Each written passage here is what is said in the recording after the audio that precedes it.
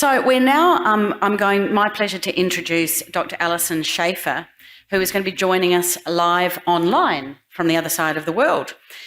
She brings 25 years of experience in international humanitarian and development work across Asia, Africa, the Middle East and Europe.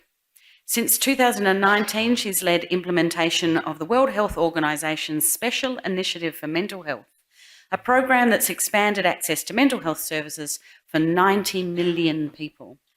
Let that number sink in for just a moment, 90 million. Dr. Schafer previously co-created the WHO UNICEF EQUIP platform, contributed to global guidance on psychosocial interventions for delivery by non-specialist providers, and spent 17 years with World Vision as their global mental health and psychosocial support technical specialist. She brings a powerful combination of policy, practice, and lived experience. Living with anxiety herself only deepens her commitment to ensuring mental health care reaches more people. Dr. Schafer, lovely for you to join us from online, from so far away. I hope it's not too early or too late in the day for you, but we're really looking forward to hearing Leave No One Behind, Building Rights-Based Mental Health Systems Worldwide. Please welcome Dr. Schafer. Thank you so much, Tammy, and thank you everybody for allowing me to join you online. It's just gone 7 a.m. here in Geneva, and I'm starting to sound like a typical European where it's over 30 degrees and it feels really hot. But it's a beautiful summer, and though I'm disappointed, I'm glad I can't be with you in person. I'm glad to join you online. I'm particularly thrilled to take the conversation now from some of these specialist areas to a much broader public mental health perspective, and to think about the global perspective in this plenary, which is focused on justice, rights and global mental health reform. And the need, I want to try and impress upon you, the need for rights-based community care as being an urgent and a global challenge. Now, if you take nothing else from my remarks today, I really hope you remember these 6 points. Treatment gaps are not fate, they are fixable. Mental health is a right for everybody, everywhere. Community-based care is not an option. We need it to be the standard.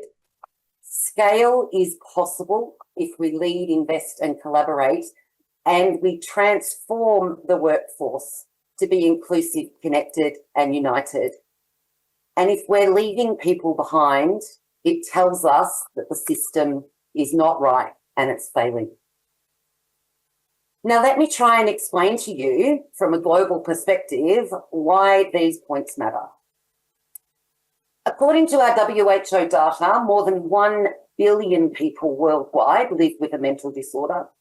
Globally, suicide accounts for more than 1 in every 100 deaths, and for each death by suicide, there are 20 attempts.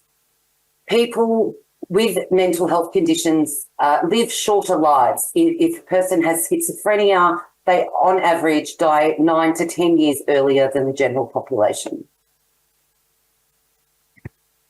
Mental health systems all over the world, even in high-income countries, are struggling with marked gaps and imbalances in information, in governance, resources, both human and financial resources, and of course, mental health services. But the discrepancy of having mental health services is especially stark in what we term low and middle income countries. And this would also include various low resource settings, which might be in rural regions of Australia and New Zealand, amongst Indigenous communities or our local Oceania. In relation to information gaps, this includes national health information systems, but also global knowledge.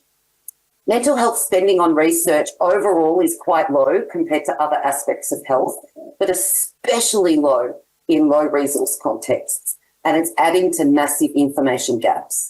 And the types of research aren't really addressing some of our most urgent needs, with very, very few studies dedicated to mental health services and their systems. Financial and human resource gaps are perhaps the crudest assessment of progress. Most countries, although still not all countries, have key governance mental health policies and laws and plans, but the capacity and the resources to implement them is really disparate across contexts. Globally, only 16% of countries in the world deliver on their budgeted financial commitments to mental health. It's pretty frightening.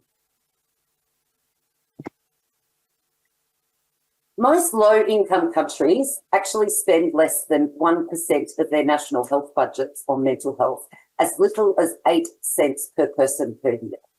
And that compares to a fourfold average of mental health spending of about 4.3% in high-income countries. In Africa, at least 69% of limited mental health budgets are still being spent on psychiatric hospitals and institutions.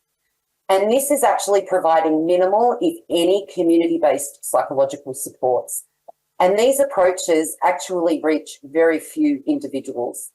And sadly, this model is still very much the norm for many developing countries, both within and outside of Africa. I can lament with our former speaker because a specialised mental health workforce like psychiatrists, mental health nurses and psychologists, social workers, these can be rare finds in many countries. In my WHO program, Bangladesh has just one psychologist employed in the public healthcare system. And in Zimbabwe, there is about 17 psychiatrists available to serve their entire 17 million population. And I think it's fair to say that the whole world would benefit from more allied health workers.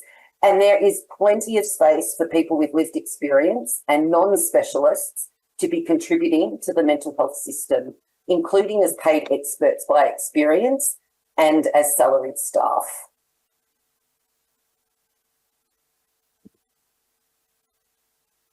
These system-level challenges all have direct consequences and ultimately result in enormous mental health treatment gaps and gross inequalities. That is both within countries and across countries. Treatment coverage varies across countries, and I have to say treatment coverage for us in WHO is notoriously difficult to measure. But estimates and modelling tells us that on average, high-income countries are still only treating about 71% of people with psychotic disorders, but only about 12% of people with psychotic disorders in low-income countries. And the overall treatment gap may be higher than 85% globally for people living with mental health conditions, especially those in low and middle-income countries. But let's also not forget that more than 80% of people living with mental disorders around the world actually live in those low and middle income countries, or what we call low resource settings. So within these low resource settings, the most affected people are living in places that are also greatly affected by conflict, recurring climate change disasters, forced migration or displacement. They often have very low starting points for many of the social determinants of mental health.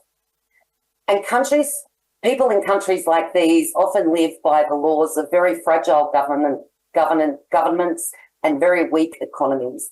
People are still influenced by harmful traditional and stigmatising beliefs about mental health, and the vicious cycle of limited safety nets, low access to services and poverty often keeps circling. But these treatment gaps don't have to be inevitable.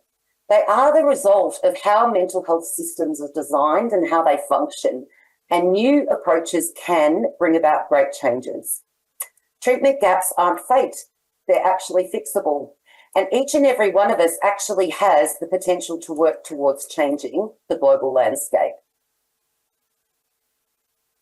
Now let me come back to some very, very first principles. Mental health is not a nice to have, it is a human right. A universal human right for everyone, everywhere, without discrimination.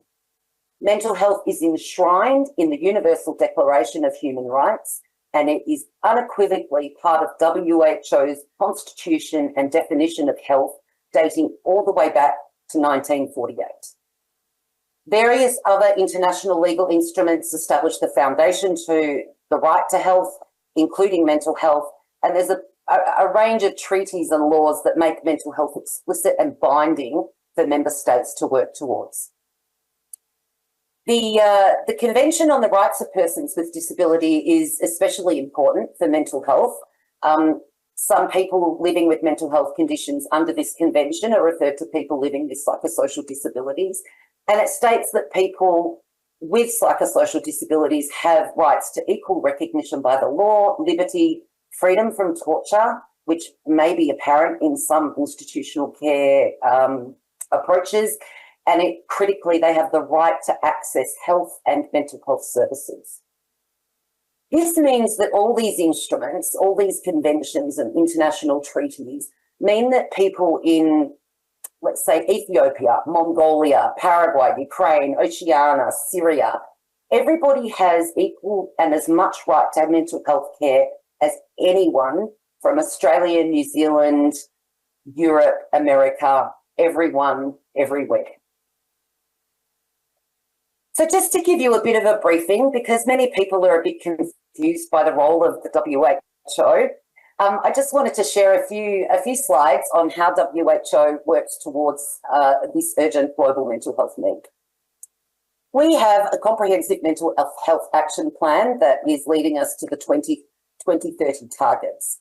And the vision here is a world where mental health is valued, promoted and protected, mental disorders are prevented, people can exercise their full range of human rights and access high quality, culturally appropriate social and health care, and that we promote recovery so that people can have the highest attainable mental health to participate fully in society and work, and that they are free from stigma and discrimination. Pretty easy. Keeps me awake at night, I can tell you that. Okay. So WHO is governed by member states. Oh, hang on, I'm about WHO is governed by member states, and we are working towards the 4 objectives of this mental health action plan, and we report back to member states on global progress. And you can see that this is not a narrow focus on specific disorders or groups, issues or challenges, but it's a system-level reform focus, so that we can at least begin to advance some of the much needed community and rights-based services that are necessary out there in the world. Now, progress towards these goals is very uneven. We have welcomed some steady improvements in aligning national policies with human rights and integrating mental health in emergency responses. And slowly, we're strengthening mental health data and reporting. But reaching the 2030 targets is going to require much more really, really quickly. The biggest gap is still the very limited inclusion of mental health support at that frontline primary healthcare level. And this reflects many countries who continue to rely on these hospital and institutional-based models. And it underscores the urgent need to expand community-based services. The evidence is quite clear. Community-based services are the way to go.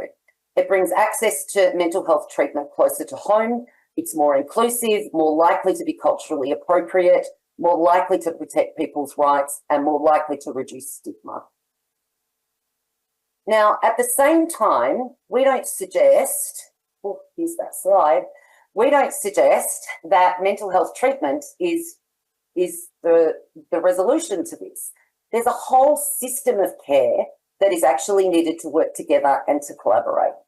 Now, this is a really complex diagram, I know. But I hope the longer that you look at it, the more you value its truth. We need to function as an interconnected network of services, information, specialists and non-specialists, peer supporters, legal, housing, employment supports, and so forth. Certainly, we need care for mental health issues in general hospitals, and we need to be working alongside all other health areas as well. But this needs to be linked with community-based mental health care as well as non-health sectors. Now, to achieve all this is a really tall order for WHO, and we're the first to admit that we can't and cannot possibly achieve all of this across nations and meet the extent of the work needed. Now, WHO's role, principally, is mandated to work with governments, mainly ministries of health, to facilitate policy dialogue, build the capacity of public health leaders, workers and systems, and to provide technical guidance and data to encourage transformation of mental health services and systems. Just as a quick note, some of the tools that we have available through WHO, a very popular one is the Mental Health Gap Action Program, or MHGAP for short, and this is intended to provide for basic support of people living with mental health conditions at that frontline primary healthcare level. Also, building on recent evidence that we know that mental health supports can be delivered by supervised non-specialist mental health workers, such as general nurses, high school trained community health workers or peer workers. WHO has developed a range of what we call brief psychological interventions for individuals and groups. There's unguided self-help manuals and various tools to support their implementation. Now, there's a whole lot more that's available on the WHO website, so I encourage you to go there and visit. But for now, I want to offer you just one example of the work that we've been doing over recent years. And this is, I'm going to dare to say, this is my program. I've been overseeing the WHO Special Initiative for Mental Health since 2019. It was officially launched in 2019. We started assessment and design in 2020 with 6 early adopter countries, one of each from WHO's regions. These were Bangladesh, Jordan, the Philippines, Paraguay, Ukraine, and Zimbabwe. And work in earnest really began in 2021. We later expanded to Ghana and Nepal and Argentina, and we onboarded Cambodia last year. Now, all of the special initiative countries work towards one common goal, and the goal is to increase the availability of mental health services for 100 million more people. And to achieve this, we had 2 key strategies, which was to address rights and policies and provide support to scale up services. And we committed to working with these countries for at least 5 years. Now, it's important to note that the investments made through the Special Initiative Program have not and were never going to be a solution to address all of the mental health needs in these countries. But through prioritisation and addressing some urgent matters, having predictable funding and government commitment, we've been able to realise some really remarkable changes. And I want to encourage you that this is what reform can look like at scale. So in 6 years across these 10 countries, we've been able to provide 90 million more people with access or availability of mental health services in their communities where those services did not previously exist. Over 2 million adults and children have received treatment for mental, neurological or substance use conditions, and most of these for the very first time. This has been achieved through various cascade models of training across a broad workforce. We've trained more than 78,000 people, but we haven't done this alone, and our program has engaged a network of over 1,700 collaborators and partners. Now, these figures are big and they're overwhelming, and I'm going to be the first to admit that the figures are indicative. Monitoring data at this level of scale has been a mammoth task, and our figures are imperfect, but they do show us patterns in all the right directions. So what also tells us that things are on the right track is that there's been a whole range of qualitative and system level reforms as well. WHO's special initiative countries have addressed context-specific needs, and some of the achievements have included the closure of long-stay institutional wards and ceasing new long-stay admissions. We've strengthened information systems, improved access to medicines.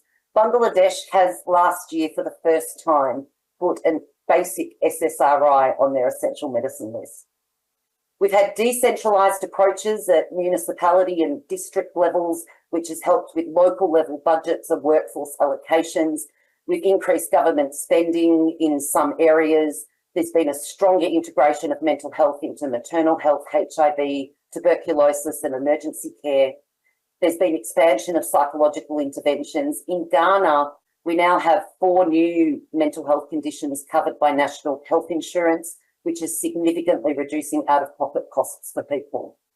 All the countries have started doing plans for suicide prevention, and at least 2 countries have undergone major legal reform to align their mental health laws with human rights, and 2 more countries are advancing this legal agenda. Now, it's been difficult to actually assess impact at the individual level because the Special Initiative is an implementation program. It's not a research initiative.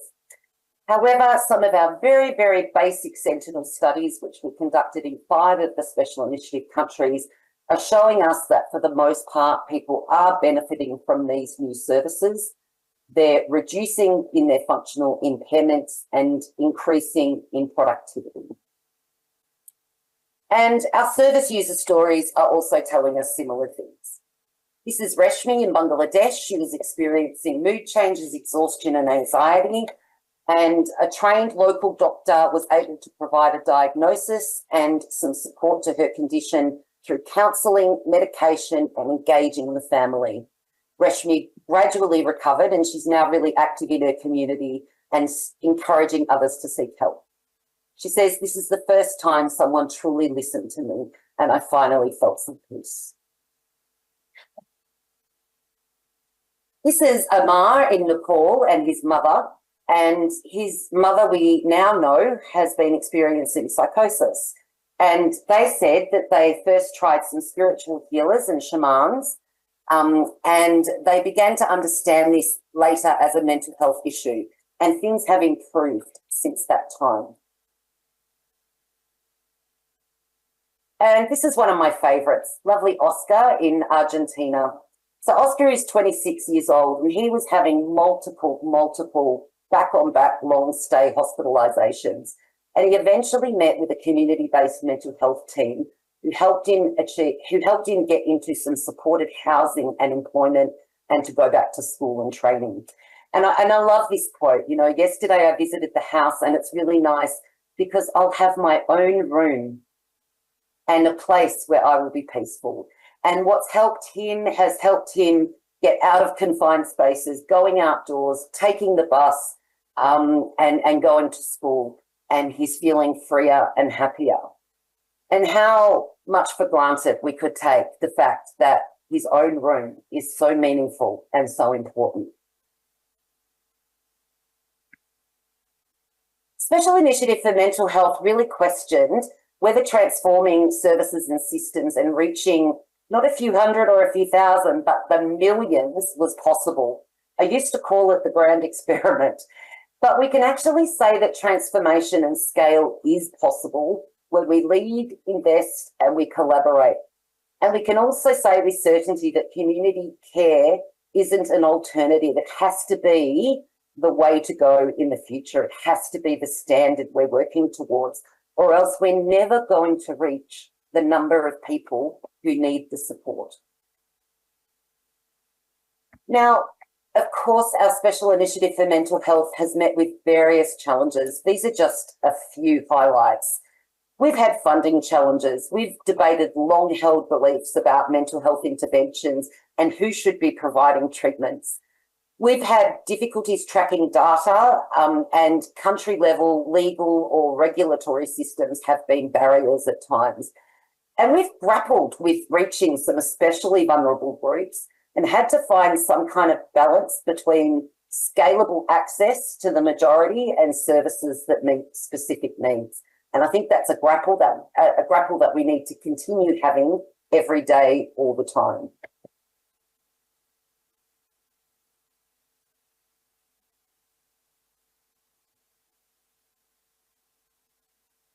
Now, also challenging countries are some major workforce shortages and workforce migration. I can empathise with Dr. Lin there to say that workforce is a really key issue to mental health reform. These workforce shortages are telling us that we need more flexibility and a willingness to change the face of the traditional mental health workforce. We want to reach more people, so we have to transform this workforce. We have to make it inclusive, connected and united. And we need to stop competing and appreciate there's actually a role for everyone to play. The need is so great. There is a role for everyone. We need to be deliberate in hiring a workforce that's mixed in specialties and expertise, diverse across cultures and languages, inclusive of non-specialist providers, including paid roles for people with lived experiences. We need to employ staff across ages, skills, gender, and all other mixes of orientations. And I just want to say as an aside that digital innovations will not be a panacea to addressing workforce shortages and reaching more people. It will help. But I myself and WHO, we're all for progressing digital resources to reach more people in need. But relying too much on this space also risks leaving people behind again. The International Telecommunications Unit tells us that internet use remains highly linked to the level of country or area development. So high-income countries have about 93% of internet use, and it's approaching universality. But in low-income or low-resource settings, which could include some of the very rural areas of Australia or New Zealand, as few as 20% of people are actually online. So let's remember that there's still actually a long way to go to ensure that digital mental health supports are truly equitable. In a similar vein, I'd like us to think about the mental health information gap. Now, I'm urging us to consider how we generate, collaborate and disseminate our mental health knowledge and tools globally. It's okay that the world looks to high resource settings for information and to learn about advances in mental health research and tools. But are we making that information meaningful to those outside of our immediate context? And are we sharing knowledge in openly accessible ways? Or are we contributing to these information gaps? Mental health treatments are still largely based on evidence from high-income contexts. They commonly exclude people of colour, Indigenous communities, migrants, or people from diverse backgrounds. And our publications, whether they're treatment manuals, research, scales, data, they are so often hidden behind paywalls or made available only in exchange for training or some other types of cost. And this continues to make mental health knowledge exclusive to high-income countries and inaccessible to most of the world where the support is most needed. And so this kind of starts circling us back. Are we viewing mental health as a right for everyone, everywhere? Are we actively working towards reducing workforce, information, or treatment gaps? Now, I'm hoping that you're getting the feels from this message to see how passionate I am about these matters. And I'm passionate because it's my profession, but it's also a personal passion. I too am a person with lived experience. I live with social anxiety. It's very real and it can be quite debilitating sometimes. I actually have difficulty leaving the house some days and it impacts my daily functioning. But I am so incredibly privileged. I was raised in Australia and I'm part of a beautiful, strong, stable family. I've had education and endless opportunities. And in my struggles with anxiety, I have received support, medication, counselling, community family assistance, and I have truly led a fulfilled life and I manage my condition as best as I possibly can. But this is not the story for so many others. And so many others are actually suffering in silence. WHO, myself, us as individuals, we all can't change the world by ourselves. This is going to take a group and a global effort. And it brings us back to these 6 messages again. Treatment gaps aren't fate. They can be fixed. Mental health is a right for everyone, everywhere. Community care is not an option. We need it to be the standard. Scale is possible. We've seen it. If we can lead, invest and collaborate. And we need to transform our workforce to be inclusive, connected and united. And if people are being left behind, is that telling us something about the system? So let me leave a final reflection for you to carry with us each and every day. And that is a question to ask ourselves. Will my work today leave anyone behind tomorrow? Thank you.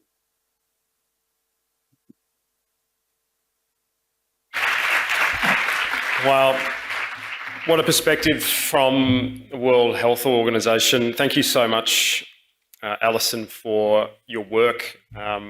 It's such a perspective to bring to the room here on the Gold Coast and online around the world for our delegates. We may have some questions online for you, Alison. We may move through them and pass them on to you later. And any from the room we might pass on to you as well. But thank you so much again from the room. Wherever you're in Geneva, enjoy the day. We're balmy here on the Gold Coast and we'll be enjoying the night of informal activities later. Thanks again. Have a great conference. Thanks, everyone.